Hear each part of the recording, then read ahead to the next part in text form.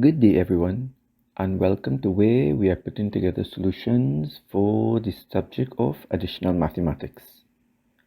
In this video, we'll be looking at probability and statistics, the first 5 years from May 2012 until 2016. Don't forget to like the video and add any comments down below so we can help create other videos to assist you.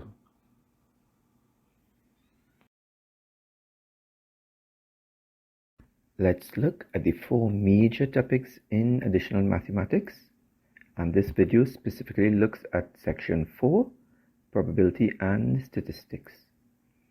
This question is tested for 5 multiple choice questions out of the 45 in paper 1 and 1 full question worth 20 marks out of the possible 100 marks in paper 2. We can see the suggested symbols to be used from the syllabus, and this topic is broken up into 2 major parts. First of all, data representation and analysis, and then probability. The syllabus itself speaks to us about mode, mean, median, range, interquartile range, semi-interquartile range, variance, and standard deviation of ungrouped and grouped data, quite similar to the CSEC Maths syllabus. It also goes further by looking at stem and leaf diagrams, as well as box and whisker plots. We look at the laws of probability, the fact that the summation at any space is equal to 1, and the range where the probability of an event occurring, the minimum is 0 and the maximum is 1. In terms of probability, it's related to set theory with regards to the addition rule, mutually exclusive, and independent events. Conditional probability is also expected to be covered. And finally, space diagrams, tree diagrams, and Venn diagrams. This question came from May 2012 to 2016 as the last question on the paper.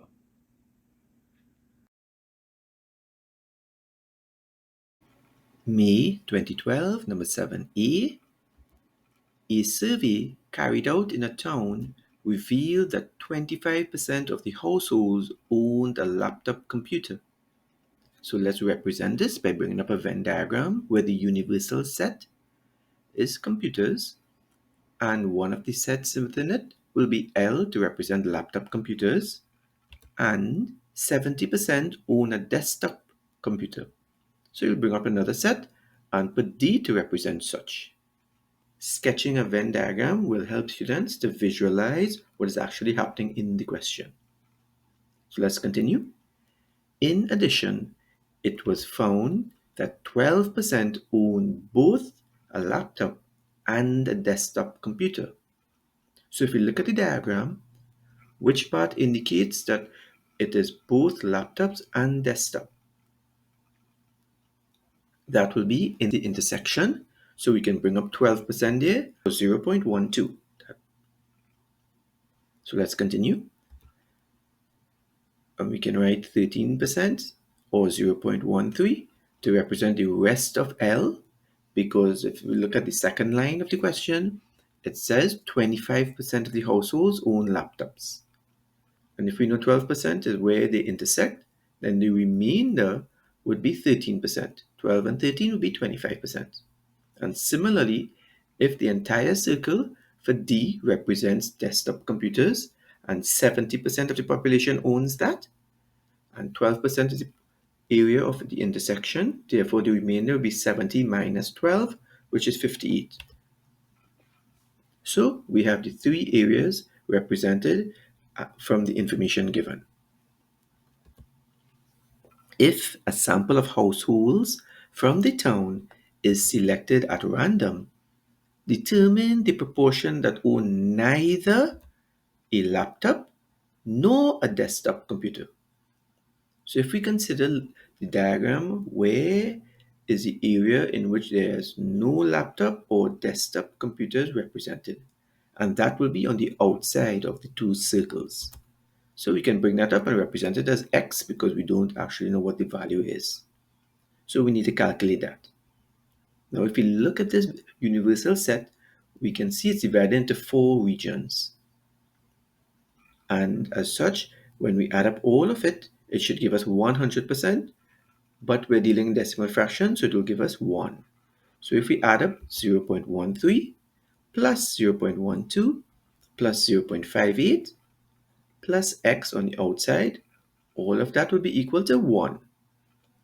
And now we can solve for that because it looks like a linear equation in which we only have one unknown. So we can sum the values 0.13, 0.12, and 0.58, and that will give us 0.83 plus x is equal to 1. And if we want to solve for x, we can subtract 0.83 on both sides of the equation. So the left side, 0.83 minus 0.83 is 0. That will disappear. So we're left with x alone on the left-hand side is equal to 1 minus 0.83. And that works out to be x is equal to 0.17 or 17%. So we found out the proportion that own neither a laptop nor a desktop computer. Let's go on to the next part, part B. A bag contains 4 red marbles, 3 black marbles, and 3 blue marbles. So we can bring that up just as a visual representation so students can get a better grasp of what's happening. So we have a bag and these marbles are within the bag. 3 marbles are drawn at random without replacement from the bag. So we're not actually seeing which marbles we're pulling out. We're sticking our hands into the bag and pulling out 3 marbles one at a time. Find the probability that the marbles, in part 1, the marbles that are drawn are all of the same color.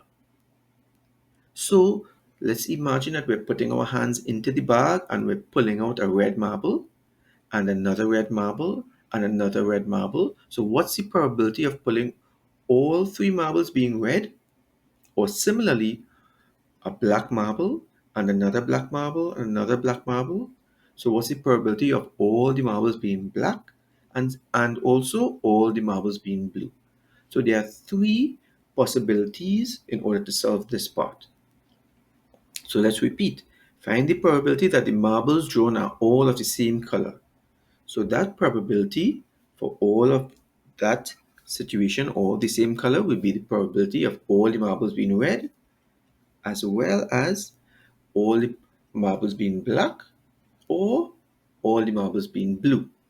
And we have a standard expression that when we're speaking about or, and we're referring it to probability, it means we're going to be adding. So what's the probability of pulling a red marble? Right now, we have 4 and 3, 7 and 3, 10 marbles in all. And if we put our hand into the bag and we pull out, the probability of pulling a red marble would be 4 out of 10. That's the first case. And if we pull again and we pull another red marble, then there are 3 possible red marbles to pull out of how many? No longer 10 because 1 came out. So it'll be 9, 3 by 9. And if we pull one more time, what we will have 2 marbles left. 2 red marbles. So the possibility of pulling that is 2 out of 8. And similarly, let's imagine that we were pulling black marbles only. Then the first probability of pulling a black marble would be 3 because there are 3 marbles that are black out of 10. And when we pull that out, and there's a possibility when we stick our hand back in there to pull another black marble, there are only 2 marbles left, 2 black ones. So it'll be 2 out of 9. And if we do it one more time, it will be 1 black marble, the last one left, out of 8. And we work out similarly the probability for blue, which is the same as black, which is 3 out of 10. And then we pull one more time, it will be 2 out of 9. And finally 1 out of 8. So now we come into a simple a fractions question to work out the probability. The denominator is 10 times 9, 9 times 8. 9 is 72 times 10 is 720 in the denominator for each one of them. And the numerator for the first case, bread, would be 4, 3s are 12, 2s are 24. So it would be 24 out of 720 plus 3 by 2 by 1, 3 2s are 6, 6 1s are 6, 6 over 720 plus 6 over 720. And if we add up all that, because the denominator is the same, 24 and 6 is 30, 30 and 6 is 36. 36 out of 720. And we can simplify that. 36 into 36, 1, 36 into 72. So we get 1 over 20 would be the probability. So the probability of pulling marbles that are all of the same color would be 1 out of 20. And for part 2, remember that 3 marbles are drawn at random without replacement from the bag. Find the probability that the marbles contain exactly 1 red marble. So it's either we have a probability of red, and then we pull a not red, and we pull a not red because we're pulling 3 marbles, or the first time we pull a color which is not red, so we're indicating that by R with a prime on it. So not red, either black or blue. And the second marble we pull will be a red, and third marble will be not red. Remember, the situation is we're pulling 3 times, and we want to only have 1 red marble in it. So in order to do that, either the first pull is going to be red, and the next 2 are going to be not red, or the first is going to be not red, the second is going to be red, and the third not red, or the first 2 are not red, and the last one is red. So in this case, let's look at R, the possibility of pulling red first. There are 10 marbles in all, and we have 4 of them. So the possibility of pulling a red first will be 4 out of 10. And then the possibility of not pulling a red, how many marbles will be left? 9. And how many of those are not red will be 6 out of 9. And when we pull that, we have 8 marbles left. And the possibility of pulling not red will be 5 out of 8. So we have 4 over 10 times 6 over 9 times 5 over 8. That will give us the probability of pulling the red marble alone first out of 3 marbles. And similarly, if the situation was for the middle one, where we had not red, if we started by pulling a marble which was not red, there are 6 of those out of 10. And if with the second pull, we're going to pull a red marble, we'll have 4 red marbles out of how many? 9. And with the third pull, we want to get a not red marble, so we have 5 of those out of how many left? 8. Or the last situation where we're pulling first not red, second not red, and finally a red one. So in the first pull, it'll be 6 out of 10 because there are 6 not red marbles. And then when we pull a not red, what we're left with is 9 marbles, 5 of which are not red. So that probability will be 5 out of 9. And in our third pull, we're assuming we're going to pull a red marble. The possibility is 4 out of how many left? 8. So now that we have this situation here, we can now solve it. Similarly, the denominator is 10 by 9 by 8, 720. And if we work out 4 by 6 by 5, that's 120. Plus 6 by 4 by 5, 120, plus another 120. So we get 3 sets of 120. That will give us 360 over 720. So the probability of pulling exactly 1 red marble will be 360 over 720, or a half. May 2012, number 7C. The probability of hiring a taxi from garage A, B, or C is 0.3, 0.5, and 0.2 respectively. The probability that the taxi ordered will be late from A is 0.07, from B is 0.1, and from C is 0.2. Part 1. Illustrate this information on a tree diagram showing the probability on all branches. So if we consider hiring the taxi from garage A, and we have that probability 0.3, or from garage B, which is 0.5 as its probability, or from garage C, where the probability is 0.2. And if we check any one of these options, when we add them up, because it's a probability of A or probability of B or probability of C, in terms of probability, it means that we can add them. So we get 0.3 plus 0.5 plus 0.2, which is 1. So making that choice at that point will always give us a total of 1. And what else do we know? We know that the taxi will be late at A. And when it's late at A, the probability given is 0.07. And since we're making a choice, either the taxi is going to be late or the taxi will not be late, the total at that point must be 1. So 0.93 plus 0.07 will give us 1. Similarly, at B, for the probability of the taxi to be late, it's given as 0.1. Therefore, for the taxi to be not late, it will be 0.9 because the total must be 1 every time we're making a choice. At C, the possibility of the taxi being late, that probability is 0.2. And if it's not late, well, then it will be 0.8. And this has completed the tree diagram. So now let's go on to part 2, where it says that a garage, one of these 3 garages, is chosen at random. Determine the probability that the taxi will arrive late. So for the taxi to arrive late, we're hiring either the taxi at A, and that will come out to be late, or the taxi at B, and that will be late, or the taxi at C, and that will be late. One of these 3 options, either the blue or the gray or the green. So how do we write that out? So the probability of it happening to be late will be the probability of the blue, or, and that's always indicated by an addition sign, or the gray, which is the probability of B intersect L, or the probability of the green. And in each case, if we look at the blue, what happened there? There were 2 parts.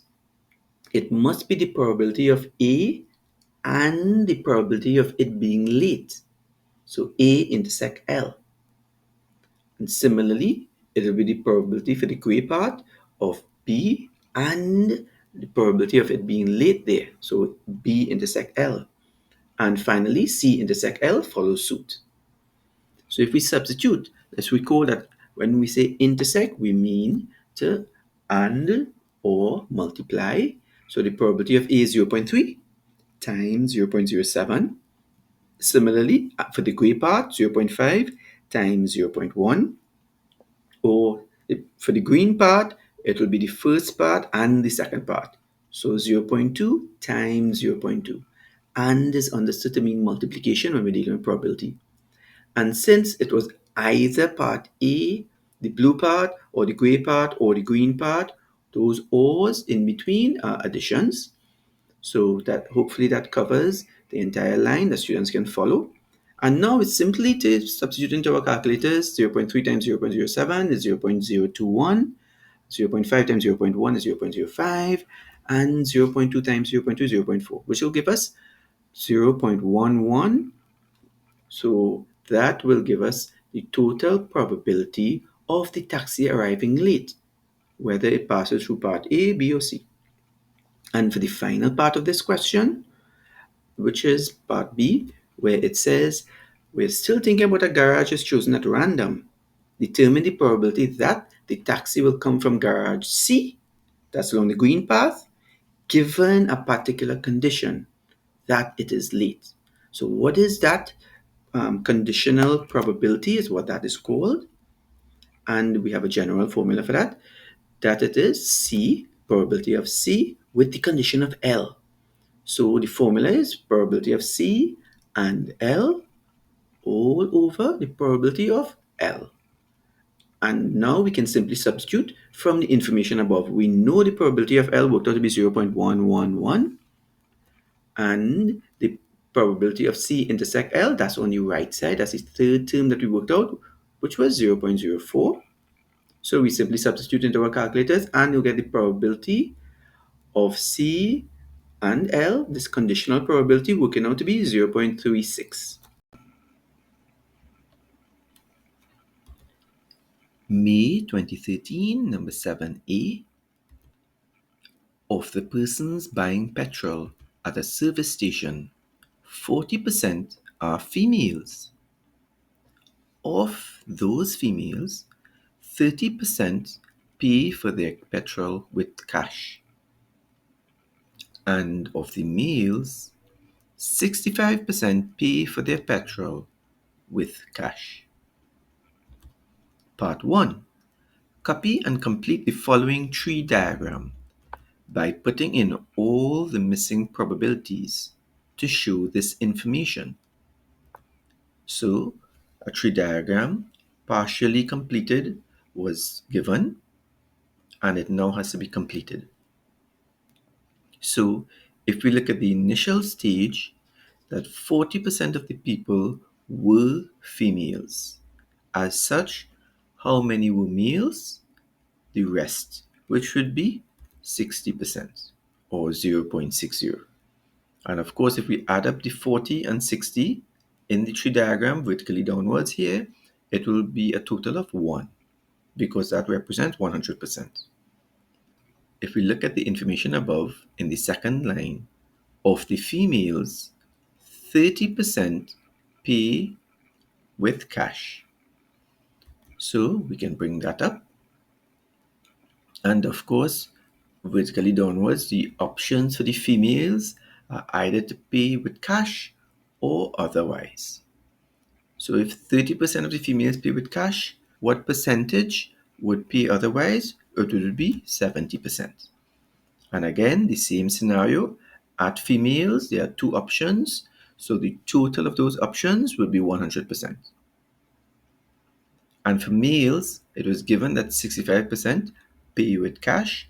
So the other would be 35%, 0.35. Let's go on now to the next part. Part 2. What is the probability that a customer pays for petrol with cash? And when we're saying a customer, we have two types of customers. Males who pay with cash, and that can be indicated in the green arrows. And this says that they are males and they pay with cash. So how do we note that? It's written as a probability of M and C, males and cash. And the other option for paying with cash would be females. So in that case, it's recognized here with blue arrows, and that is written as a probability of females who and cash, F intersects C. So in total, the probability of paying with cash will either be males with cash, which is the green arrow, or the blue arrows. So let's substitute accordingly. Let's recall that when we say in the green arrows male and cash, and means to multiply. So it'll be 0.6 multiplied by 0.65. And similarly, for the blue arrows, it will also be a multiplication between those. But let's recall that between the blue arrows and the green arrows, it's an or. Either they go through the green arrows or they go through the blue arrows to pay with cash. Or it's represented by an addition sign. So add 0.4 times 0.3. And now simply just solve. 0.6 times 0.65 is 0.39 plus 0.4 times 0.3, 4 3s are 12, 0.12. And we can solve. So the total probability of paying for petrol with cash will be 0.51. And we go on to the last part where it's asking us to determine which is the more likely event. either event T, where the customer is female, given that the petrol is paid with cash, and we have those arrows to indicate such, or event V, a male customer does not pay for the petrol with cash. So which of these will be more likely? So we have to work out the probability in both cases and then compare. So in event T, that is a conditional probability. One of the ways that it's recognized is by the word given. You see it's highlighted. So customer is female given that the petrol is paid with cash. So we're speaking about customer being female with cash. So those are the blue arrows. So that probability there in comparison with any route to pay with cash. So we're comparing the probability along the blue arrows with the total probability to pay cash. And the total probability will either be the blue arrows as well as the green arrows, which we've solved above to be 0.51. So it's really comparing the blue to the total of blue and green.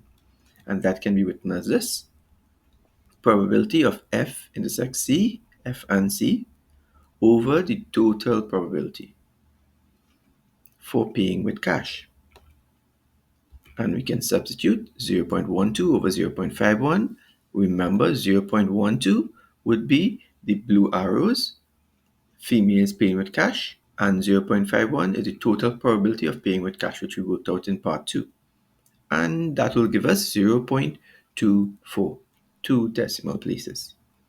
So that's event T, probability of occurring. And event V, a male customer does not pay for the petrol with cash. So if we look at male customers not paying with cash, there are two views on this. And we have to be careful as students. If they asked us, it is a male customer and he does not pay with cash, then it will be considering male 0.6 as a probability and the fact that we're going from other forms of payment 0.35. So both things are considered. However, if it is that it's only this format where it's a male customer who does not pay with cash, then it's just saying 0.35. So if we're comparing event T with event V, event T has a 24% probability of occurring, and event V has a 35% probability of occurring. Therefore, according to the question, which one is more likely to happen? Then it will be event V is more likely to happen. May 2013, number 7B. The marks obtained by 30 students on an English exam are given as this table here. We can see numbers from 58, 92, so forth, smallest number being 40. Part 1. State one advantage of using a stem and leaf diagram versus a box and whiskers plot to display the data. And one of the advantages of a stem and leaf diagram is that all the original, the raw data is still available. And this is not so in a box and whiskers plot. Let's go on to part 2. Let's construct a stem and leaf diagram to display this data. So we have these 30 items up on top. So when we put it into our stem and leaf diagram, we should still have 30 items.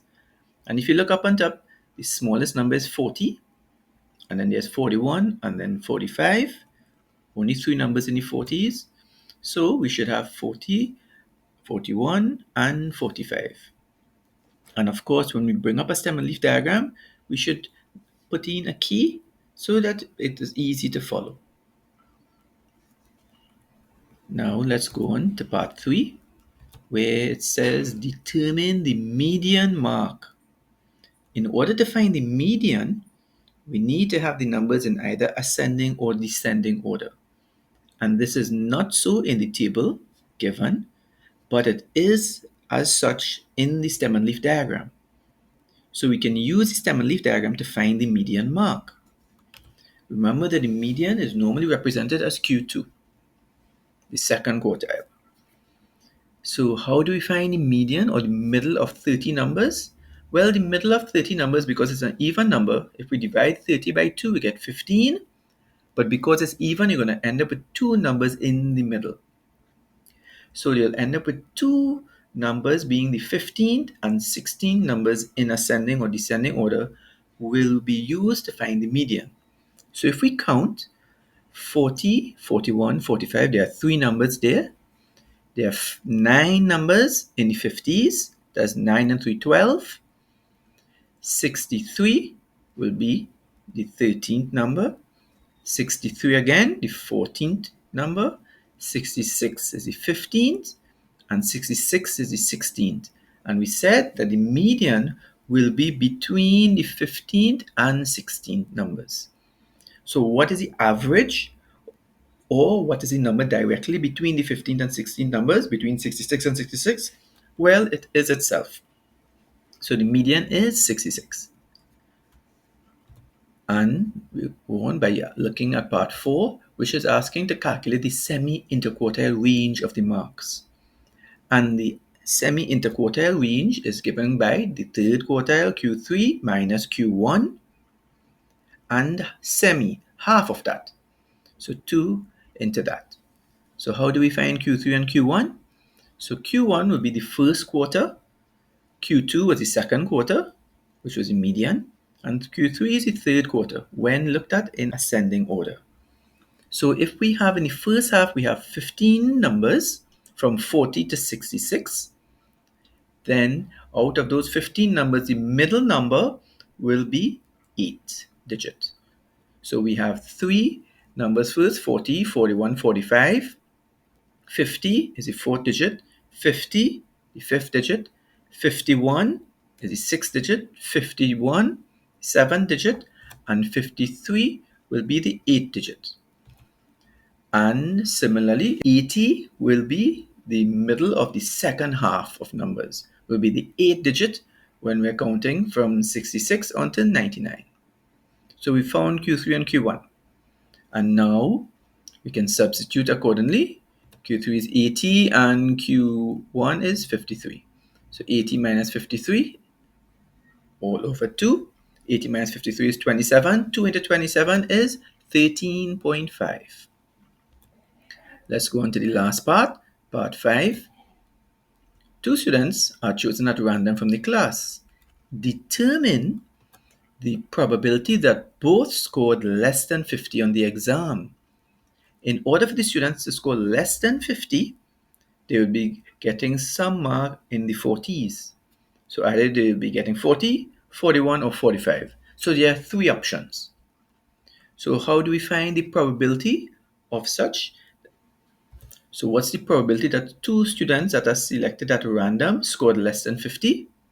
Well, it is the probability that the first selection is one of the students who is less than 50, and the second selection, the second probability of a student also scoring under 50. So if we select first, then we know that there are only 3 students out of 30 who got under 50. So that will be the first selection. And after we take out that mark, how many students are left? Their marks are 29. And how many are less than 50? 2. So it will be 2 out of 29 for the second probability. As such, we now just simplify. 3 2s are 6, 6 into 30 is 5, 5 times 29 is 145. So the probability of 2 students being selected who scored less than 50 is 1 out of 145. May 2014, number 7. There are 60 students in the 6th form of a certain school. Mathematics is studied by 27 of them, biology by 20 of them, and 22 students study neither.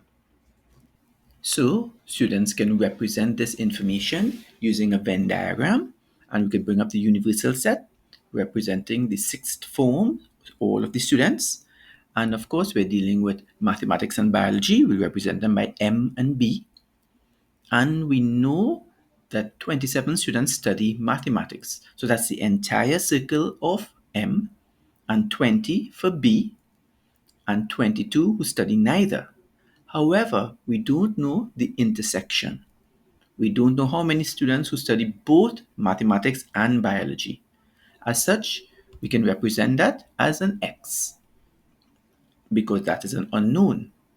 And the rest of mathematics, where students study mathematics only, will be 27 minus X, because if we add those two, we will get 27 students studying mathematics.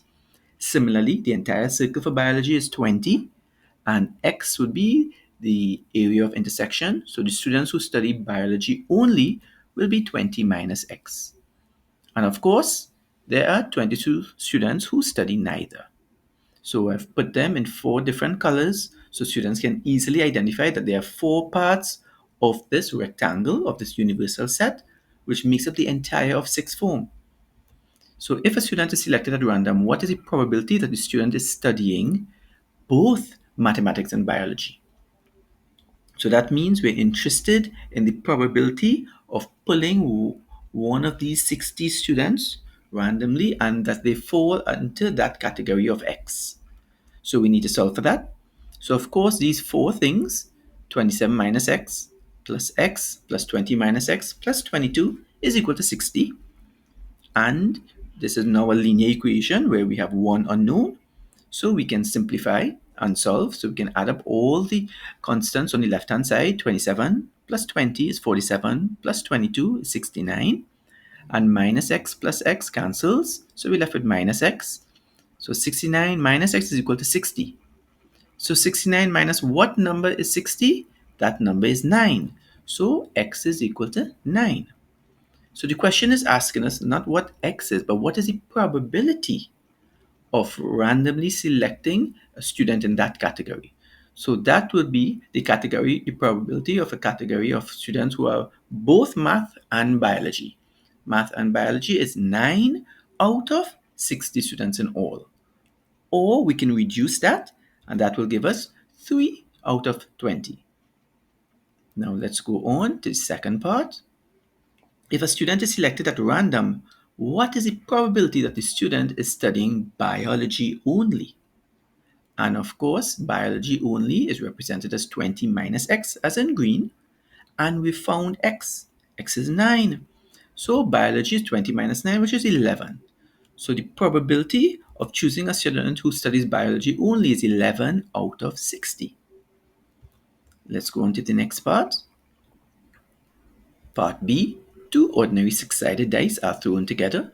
The random variable S represents the sum of the scores of their faces landing uppermost, meaning we have to add up the 2 values that were rolled. Part 1. Copy and complete the sample space diagram, and the diagram is given here. So we know one dice is represented on the left side vertically, and possible numbers are from 1 to 6. And the other dice is represented horizontally at the base, and possible numbers are 1 to 6. So if when the 2 dice were rolled, the total was each dice gave us 1, then the sum would be 1 plus 1, which is 2, and that's represented at the bottom left. Or if the first die rolled gave 5, and the second was a 2, 5 and 2 is 7, that's seen as well, and 6 and 3 is 9, and 2 and 4 is 6, and so forth. So we're supposed to copy and complete the sample space, so this is simply addition. So 2 and 1 is 3. If you're looking at the first column coming down, 6 and 1 is 7, 5 and 1 is 6, 4 and 1 is 5, and so forth. So it's an easy addition. Now let's go on to the next part, part 2, where they're asking us find the probability of selecting a number or a total which is more than 9. What is the probability of choosing from the sample space any total which is greater than 9? And that will be 10, 11, and 12. So it will be these 6 numbers up here. So it's easily seen as 6 out of the total possible, which is 6 out of 6 sixes are 36. Or we can write it that possibility will be the probability of selecting a 10, selecting an 11, or selecting a 12. So that will be 3 out of 36 because there are 3 10s that are possible. There are 2 11s and there's 1 12. So 3 out of 36 plus 2 out of 36 plus 1 out of 36. 3 and 2 is 5 and 1 is 6. So it's 6 out of 36. Or we can easily have spotted it from the blue part that we've shaded. So 6 out of 36 is the probability of selecting a sum greater than 9. Or we can reduce that, and that will give us 1 out of 6. And for part B, what is the probability of the total when the dice are rolled giving us less than or equal to 4? So if we look at the sample space there, less than or equal to 4 will be 2, 3, or 4. So we can easily see it's 1, 2, 3, 4, 5, 6 possibilities out of 36 again. Or we can write it out. It's the possibilities of getting a 4 or a 3 or a 2. There's no way you can get a 1. The least or smallest when you roll the 2 dice is 2. So the possibilities of getting a 4 would be 3 out of 36, and a 3, 2 out of 36, and a 2, there's only one possibility out of 36, which will still give us 6 out of 36, which can be reduced to 1/6. May 2014, number 7, part 3. Let D be the difference between the scores of the faces landing uppermost. Let's recall that this is continuous from the previous part, where we're rolling 2 dice. And we're looking at the scores that were rolled on the faces that face upwards. And here we're specifically looking at the difference between the scores. So the table below gives the probability of each possible value of D, that difference. So if we look at the first piece of information, it says that the difference is 0. In order to roll 2 dice and to have a difference of 0, it means that they must be rolling the same value. So if we bring up the table that we had previously, where one dice is represented by all its possible values on the vertical column coming down, and the other on the horizontal. So in order to get a difference of 0, it means that if the dice, which is on the left, let's put it that way, rolls a 1, then the dice on the base will also need to roll a 1. So if both of them roll a 1, then the difference is 0. When else does that happen? When the dice on the left rolls a 2, then the other dice must also roll a 2. So the difference will be 0 as well. So let's put up a table here where we can show the equivalence. So as one dice rolls 1, the other dice must roll 1. And if one dice rolls 2, then the other dice must roll 2 to maintain the difference of 0. So we know from the sample space that there are 36 possible combinations when these two dice roll. And when is the difference 0? Where we have the yellow rectangles. When one dice rolls 1, the other rolls 1. When one rolls 2, the other rolls 2, right? So whatever one rolls, the other rolls. So how many possible solutions there are for the difference to be 0 between the two dice? It would be 1, 2, 3, 4, 5, 6. 6 rectangles, yellow ones, represent that. So it will be 6 out of a possible 36. That is a possibility of rolling so that there's no difference. What about when there's a difference of 1? If there's a difference of 1, let's look at the dice on the left side. If that rolls a 2, the other dice must roll a 1.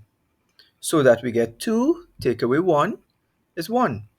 If the dice rolls a 3, then the other dice must roll a 2. And we can see from the purple pattern to represent that if one dice rolls a 4, the one on the left, then the other must roll a 3. And 5 and 4 and so forth. So we have 1, 2, 3, 4, 5 purple. But also, if it switches, so if the die at the bottom rolls a 2, the other die could roll a 1, and the difference will still be 1. And if the dice rolls a 3, then the other will roll a 2 and so forth. And let's represent that by shading with purple. So we see that even in the case below, that if the dice roll 6 on the one on the base, then the vertical one will roll 5 and the difference will still be 0. So how many possible situations there are where we can get a difference of 1? If we count them up in all, 5 and 5, 10 out of 36. So that represents A. So A is equal to 10 out of 36, or we can break it down, 5 out of 18. And of course, a difference of 2 was given, which is 2 out of 9. But we can show that when the dice on the left rolls a 3, then the other die must roll a 1. And if it rolls a 4, then it must be a 2. Right? And let's represent that by these green. So that will give us 1, 2, 3, 4 of them possibilities. If it rolls a 6, then the other die must roll a 4 in order to maintain this difference of 2. And we can switch it as well. So if the die at the base rolls a 3, then the other die could roll a 1 to maintain that difference. And 4, 2, 5, 3, 6, 4 similarly. So how many do we have in all? 4 on top and 4 below. 8 possible solutions out of 36. So 8 out of 36, and we can reduce that. 4 into 8 is 2, 4 into 36 is 9. It gives us the 2 9s. So we didn't need to solve for 0 or for 2, but we're trying to explain what's happening in the question. And then if there's a difference of 3, then the dice on the left will roll a 4, then the one on the bottom will roll a 1. And if it rolls a 5, then it'll be a 2, and a 6 and a 3. And it can switch the other way to still maintain the difference, 4 and 1, 5 and 2, 6 and 3. So these red rectangles represents that difference of 3. And how many are there? 6 out of 36. So B is equal to 6 out of 36, or if we reduce it, 1/6. And for a difference of 4, they told us 1/9, right? And a difference of 4 will be when one rolls a 5, the other rolls a 1, or a 6 rolls a 2. We see that in gray there. Or if we switch it, it will be 1 and 5 and 2 and 6. So there's a possibility of 4 gray rectangles, those being your 4 solutions to represent this. And that will be 4 out of 36. And if we reduce it, we will get 1 out of 9. So it shows. And finally, the last one, to get a difference of 5, if one dice is rule 6, the other must be 1, or vice versa, 1 and 6. And we have them already there, so that's 2 possible solutions out of 36. So C is equal to 2 over 36, or we can reduce it, 1 out of 18. So why we presented this column in the form of 36, so if we total that, it should give us all 36 possibilities. So we have 6 out of 36 plus 10 out of 36. 6 and 10 is 16. 16 and 8, 24. 24 and 6, 30. 30 and 4, 34. 34 and 2, 36. So all 36 possible variations have been represented. So we know we have not left out any. Right, let's go on to the next part of the question, where it says in part C, the aptitude scores obtained by 51 applicants for a supervisory job are summarized in the following stem and leaf diagram. So they're giving us the diagram, and it shows that where 5/1 means 51, that's our key. And we can see this information represented here. So in part 1 of the question, it was asking us, it'll be to find the median. And if we look at the fact that the stem and leaf diagram has already placed it in ascending order, it's easy to spot the median. And also, we want to find the quartiles for the data that is given. So how do we get the median? Right? Remember, the median is represented as Q2, and the median will be the middle of 51. The middle, if we divide by 2, is 25. So you'll have 25 terms in front, 25 terms after, that's 50, and the middle term will be the 26th term. So that will be our median. So if we count it, if we look at 3, we'll get 31, 35, 39. That's 3 terms. And when you go into the 40s, you have 5 more terms, 3 and 5, 8 terms. And then we go into the 5s, 9, 10, 11, 12, 13, 14, 15 terms. And then we go again, right, into the 6s, right? And that will give us 25 terms. So the 26th term will be 71. So therefore, the median or Q2 is 71. And that means we have 25 terms before it from 31 to 69. And we have 25 terms after it from 72 to 96. Now we want to find the quartile, so we can go and find Q1 first. So Q1, right, would be the middle of the first half of terms. So we have 25 terms ranging from 31 to 69. So the middle of 25 terms will be 12 and a half, well, 13, the 13th term. So if we count it, 3 in the first row, 5 in the next row, that's 8, and so forth. So it's going to give us 56. That will be the 13th term. So there are 12 terms before 56, and there are 12 terms after 56 before Q2. So that here shows Q1 is equal to 56. That's one of the quartiles. And let's go to the other quartile, right, which will be the 13th term after 71, and that is 79. So Q3 is equal to 79. So we found the median and the quartiles. Right. Going on to part 2, where it's asking us to construct a box and whisker plot to illustrate the data given and comment on the distribution of the data. So what we could look at when we're looking at the box and whisker plot is to start off with the minimum value. The minimum value is 31, so that'll be on the extreme left. And then what follows after the minimum will be Q1, and then Q2, Q3, and then finally the maximum or the range. And this here, where we can now show the diagram there, it shows clearly that if we look at where Q1 is, Q2, and Q3, we can see that Q2 does not line up in the middle. So the median lies closer to Q3 than to Q1. Or if we look at the box, the right side of the box is smaller than the left side of the box. So we can say that.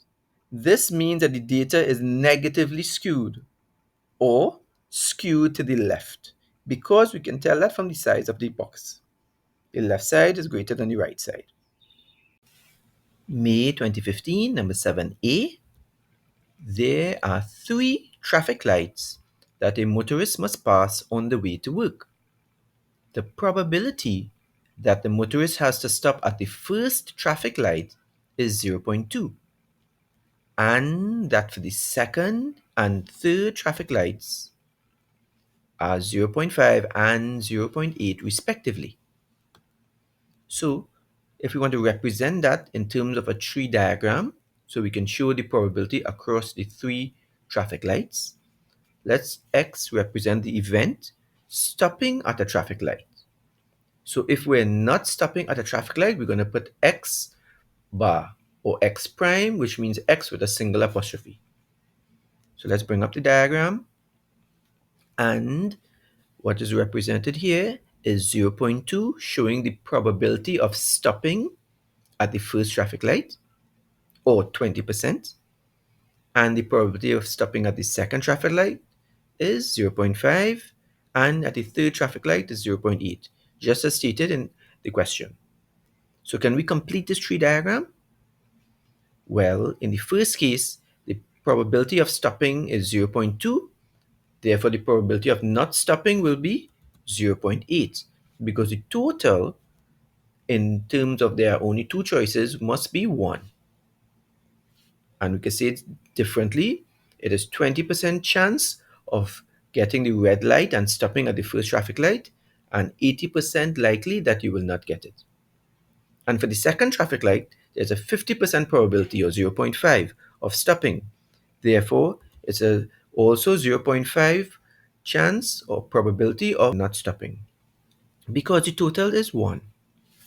And it will be the same at the lower part of the diagram, 0.5 as the probability of stopping, and 0.5 as the probability of not stopping. And if you go to the third traffic light, 0.8 is the probability of stopping, and therefore 0.2 is the probability of not stopping. Even in the second case, it's the same scenario. It's still the third traffic light, so 0.8 is the probability of stopping, and 0.2 is the probability of not stopping. And this now follows suit even in the third stage or fourth. So now let's look at the question. Find the probability that the motorist has to stop at only one traffic light. So if he has to stop at only one traffic light out of 3, let's see if we can map that accordingly. So it will be one version is where he stops at the first traffic light, which is X, and he does not stop at the other two. So this direction of these 3 blue arrows represents that, and it can be written the probability of stopping at one traffic light where X is equal to 1 is X and X bar and X bar. Is there a second way that this can happen? Then if we follow the yellow arrows, we can see that he can not stop at the first traffic light, but stop at the second and not stop at the third. So it will be X bar, X, X bar. So in the first case, you were stopping at the first traffic light. In the next version with the yellow arrows, you're stopping at the second traffic light. And of course, he can stop on the third traffic light alone. So that will follow the route of the yellow, X bar, not stop, and the third traffic light stop where the gray arrows are at the base of the tree diagram. And that will be represented X bar, X bar, X. And let's recall that when we're looking at the 3 blue traffic lights, it is X and X bar and X bar. And in terms of probability, when we say and, then it means to multiply the probabilities. So we can represent that as 0.2 times 0.5 times 0.2. And if we look overall at the tree diagram, one version was the blue pathway, or we could follow this yellow pathway. And the or is represented as adding when we're looking at probability. So we're adding the second pathway, 0.8 times 0.5 times 0.2. Or there's a third pathway, the yellow arrow followed by 2 gray arrows. So that or is represented by adding again. So we're adding 0.8 by 0.5 by 0.8. And now we simply solve. If we multiply it throughout, we're going to get 0.02 plus 0.08 plus 0.32, and that will give us 0.42. So the probability or likelihood of the motorist stopping at one of the 3 traffic lights as he's passing through this route is 0.42 or 42%. And let's look at the next question. Find the probability that the motorist has to stop at least 2 traffic lights. So if he has to stop at least 2 traffic lights, we can represent that as probability of X is greater than or equal to 2. Then it means that he must stop at 2 traffic lights, or, and or is represented as add, or he has to stop at all 3 traffic lights. So there are 2 options here. In order to follow and suffice the condition, then either he stops at 2 traffic lights or 3 traffic lights. So is there a pathway where he can stop at 2 traffic lights? Let's follow the blue arrows. So you can stop at the first traffic light, the second traffic light, and not the third. So that will be X by X by X bar. So he did not stop at the third traffic light. Is there another pathway?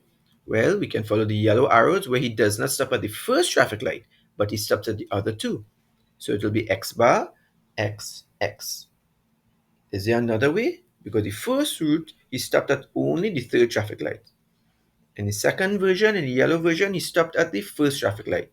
So there's a way in which he can stop at only the second traffic light, which means that we're following blue, gray, gray.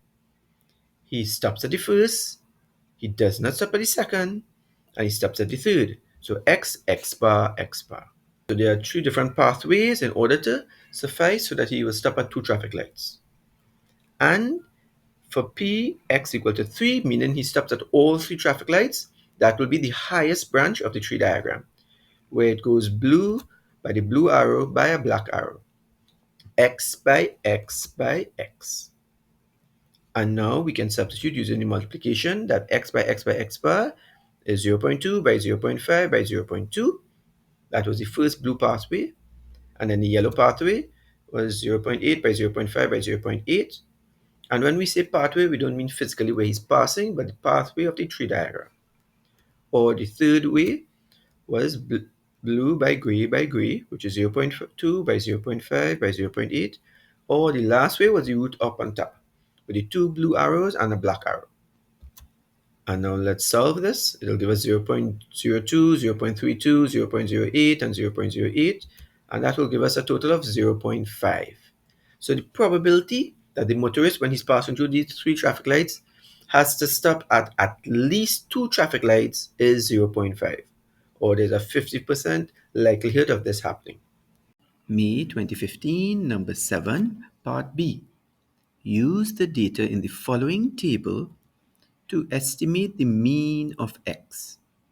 So if we look at the data, we can see that it is group data. So in the first class interval, it moves from 5 to 9. Those are the lower and upper limits. And then 10 to 14, 15 to 19, and then 20 to 24. So in order to estimate this, what we're going to say that within that first class interval from 5 to 9, we have 8 items. The frequency is 8. But we don't know the actual items. All 8 items could be 5, they could be 9, they could be spread out across 5 to 9.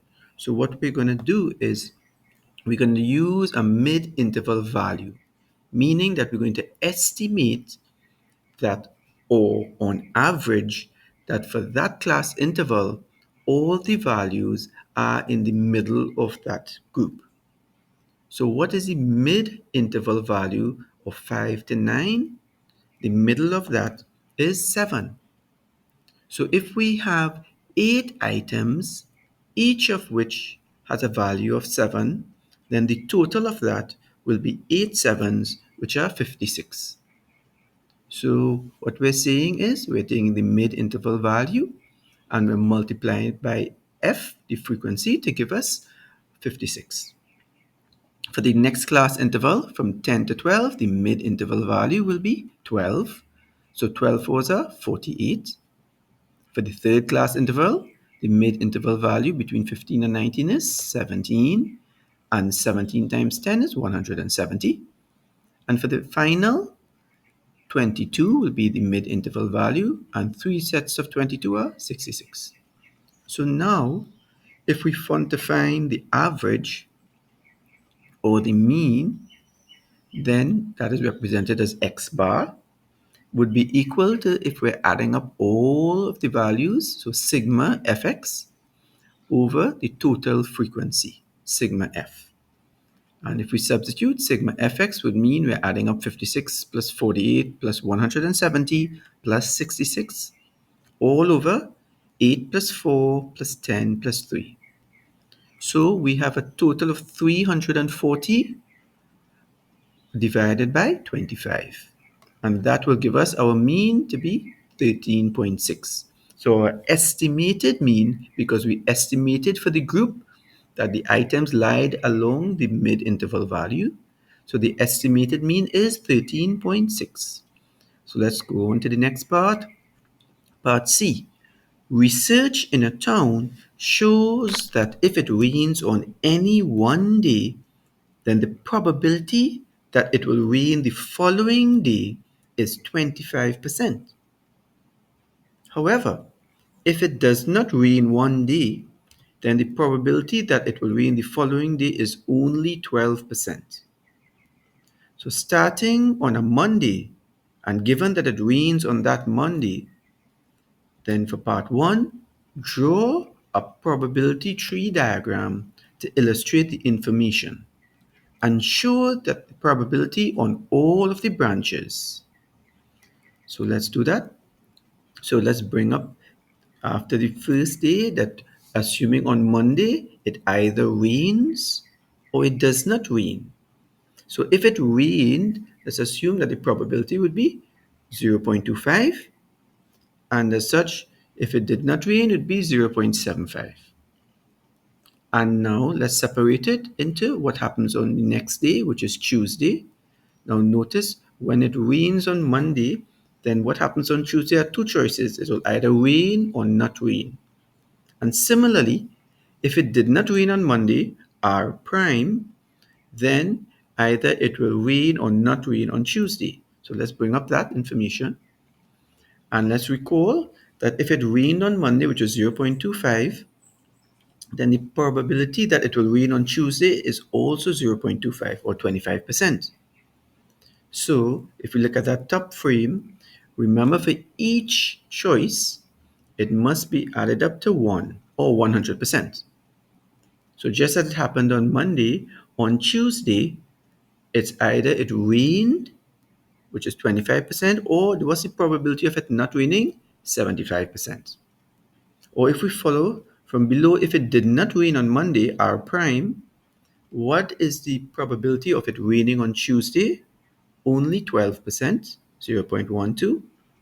And what would it be the probability of not raining? Would be 88%, 0.88. Because if it did not rain on Monday, R prime, then the choices must still add up to be 100% or 1. And following suit for Wednesday, for each one of these, whether it rained or did not rain, those four choices, there are two more choices from there. It will rain or not rain. So as previously stated, if it rained on Tuesday in the top branch of this diagram, then the probability of it raining on Wednesday will also be 25%. And what is the probability of it not raining on Wednesday? Will be 75%. If for the next branch, it had not rained on Monday, then what's the probability of it raining on Wednesday? It will be 12%, and not raining will be 88%, 0.88. On the third branch, on Wednesday, notice that it was 12% before. So therefore, if it rained, then the probability would be raining again at 25%, or not raining is 75%. And if it did not rain on Tuesday, then our last branches to represent those probabilities means that the probability of it raining on Wednesday will be only 12%, and not raining will be 88%. So now let's look at the information again. It stated that starting on a Monday, and given that it rains on that Monday, so we're looking at actually on Monday only the part where it rains. So we don't really want to look at this bottom half where it not rains. So we've actually cut the tree diagram somewhat to deal with this question to the top half of it. And since it's saying it definitely rained on a Monday, then it probability is not 25% of raining, but 100%. So this is what the diagram has morphed into. Now we move on to the next part. Part 2, determine the probability that it will rain on the Wednesday. So if we know for sure that it rained on Monday, and we're saying that it will rain on Wednesday, what pathway can that follow? Well, it can rain on Tuesday and rain on Wednesday. So that way, it's sure that it rains on the Wednesday. So that can be represented as the probability of raining will be R, rain on Tuesday, rain on Wednesday. Or is there any other pathway to represent that is going to be able to rain on Wednesday? Well, after the blue arrows, we can follow it up with the green arrows. And the green arrows show us that it may not rain on Tuesday, but it will rain on Wednesday. And that will be represented as R prime R. So either it's the blue arrows pathway to show that it rains on Wednesday, or it's the green arrows pathway to show that it rains on Wednesday. And since it's either or, then the way to represent that is by addition in probability. And we can see that in our line that we've written there, RR or R prime R. And O is represented as add. Now, if we're looking at RR, meaning that if we're following that pathway, it must have rained on Tuesday and rained on Wednesday. And the way we represent and in probability is by multiplication. So to represent RR, it will be 0.25 multiplied by 0.25. And similarly, for the two green arrows, it will be R prime and R. So that will mean 0.75 times 0.12. So let's recall OR is represented as an addition and is represented as a multiplication when we're considering the probability calculations. So now we can solve 0.25 by 0.25 is 0.0625 plus 3/4 of 0.12 is 0.090. And we can now solve, and that will tell us that our probability of raining on Wednesday, given that it rained on Monday, is 0.1525 or 15.25%. May 2016, number 7, part A. Use the dataset provided below to answer the questions which follow. So if we look at the data, we have 3 rows with 8 items each, so a total of 24 items. Part 1. Construct a stem and leaf diagram to represent the given data. So we want to come up with a table, and let's recall with the stem and leaf diagram, if we look at our minimum value, it looks to be 15, and then it moves up to the 20s, 30s, 40s, straight up to 75. So let's come up with the basics of a stem and leaf diagram, where we have 1 to 7 indicating the 10 values, and of course we need a key to represent such. So if we put it as 5/2 means 52. So we have 15, 16, and 18. So that can be represented as 1, 5, 6, 8, and 8, those 4.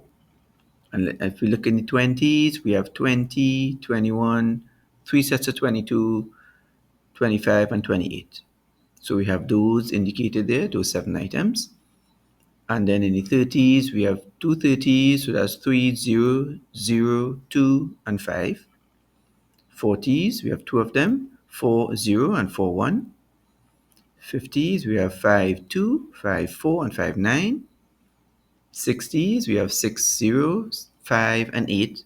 And finally, one item in the 70s, 75. So this, it shows us our stem and leaf diagram for that particular data. So let's move on now to part 2. State an advantage of using the stem and leaf diagram to represent the given data. So easily we can say that all the raw data is still available and is also placed in ascending order, which will help us to easily identify quartiles, medians, interquartile range, semi-interquartile ranges.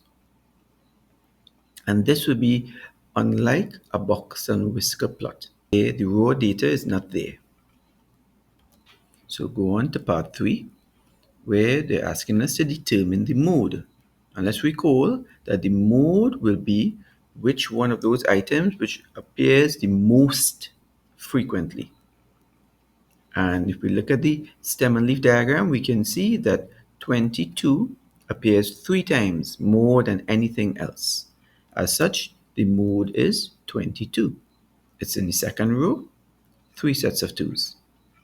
And we move on to the next part, where they're asking us to determine the median. So if we go back to the original information up on top in the table, we can see that there are 24 items and they have been arranged in ascending order. So the middle of 24 items, because 24 is an even number, it means that we're going to get 2 items in the middle. So the middle of 24 items arranged consecutively in ascending order will be the 12th and 13th items. So if we count it, we can see that there are 4 items in the teens, 15, 16, 18, 18, 4 items there. And there are 7 more in the 20s, that's 11 items. So the 12th item is 30, and the 13th item is also 30. So we have 2 items there, and the median, or we call that the second quartile, Q2, would be between the 12th and 13th items. So what's between 30 and 30? Well, since they're identical, then that number will be 30. So Q2, which is the median, is equal to 30. Let's go on now, and they're going to ask us, how do we determine the interquartile range? So to find the interquartile range, that requires that we know the first, which is Q1, and the third, Q3. So if we look at the first half of these 24 items, it will be 12 items, starting from 15 onto 30, the first of the 30s. So if we have 12 items, the middle of 12 items will be the 6th and 7th items. So let's look at those values. In the teens, we have 15, 16, 18. 18 has 4 items. 20 is the 5th value. 21 is the 6th value. And 22 is the 7th value. So the middle of 12 items is the 6th and 7th values. And we're going to take the average of that. So if we indicate that with a purple arrow, our Q1 lies between 21 and 22. And as such, Q1 is equal to 21.5.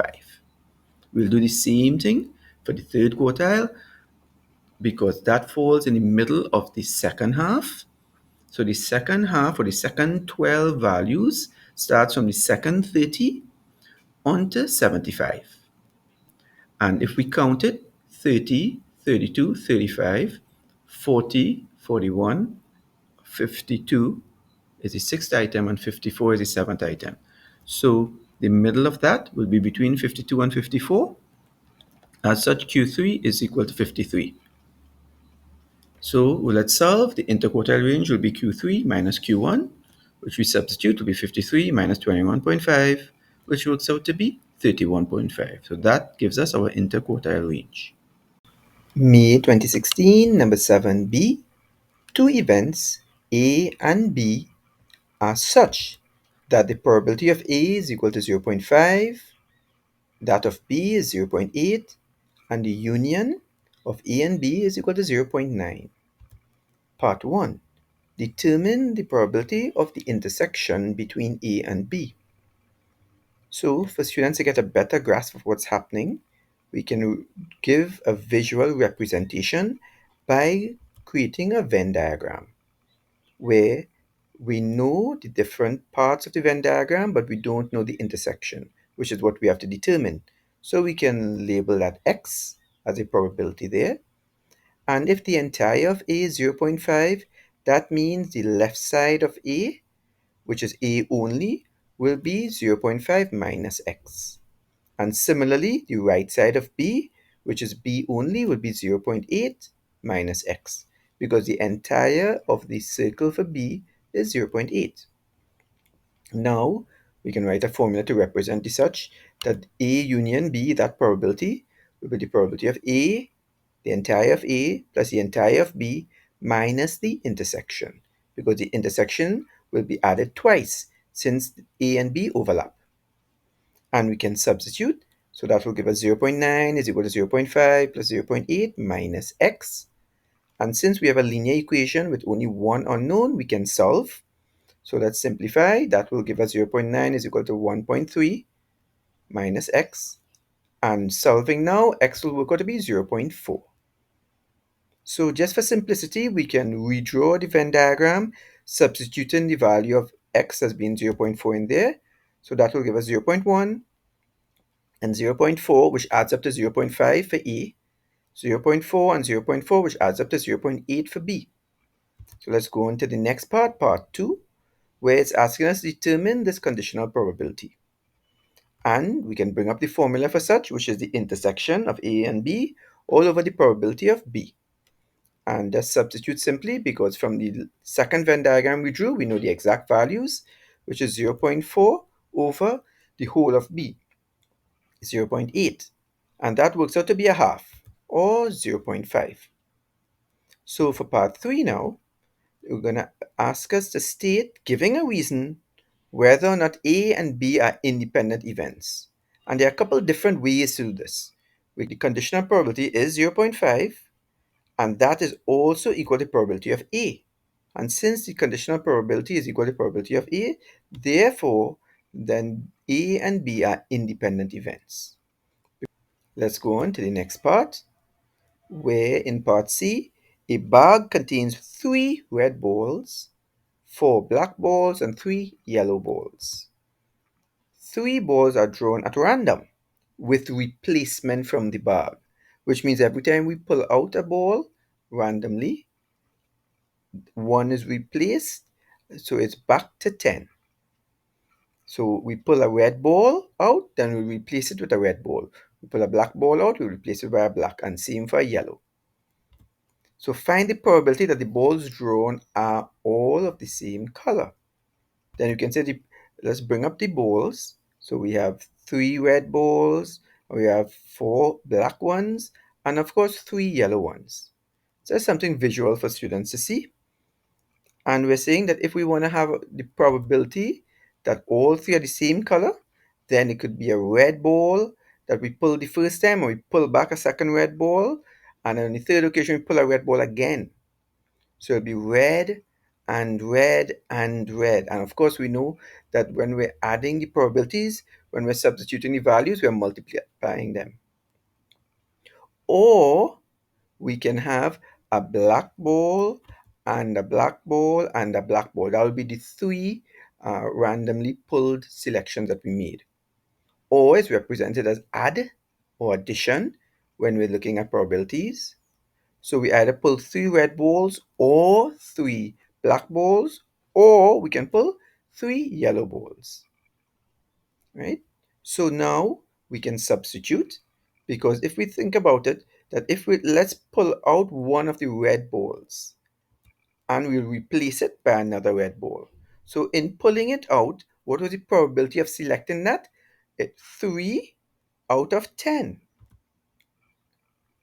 And if we're now going to make a second selection where it's another red ball, then we pull out a red ball and replace it again, then it was 3 out of 10 again. And now, if we're going to take a third selection, and it happens to be another red ball, then we are choosing 3 out of 10 again. So the probability of pulling a red ball, and then another red ball, and then another red ball is 3 over 10 by 3 over 10 by 3 over 10. Or, if we're looking at pulling a black ball, we pull out 4 out of 10, because there are 4 possible choices out of a total of 10. So we can write that 4/10. And if we're going to do it again, then the probability of pulling a black ball now is still 4 out of 10. So we can write that. And if we're going to do that third time, then it's going to be 4 out of 10 one more time. So we've covered if there were 3 red balls, or there were 3 black balls being selected, or if it's yellow ones, then we pull out a yellow one, which is 3, is the possibility out of 10. And then what is the possibility of pulling another yellow ball? 3 out of 10. And for a third one will be 3 out of 10, right? So now we can go ahead and solve this.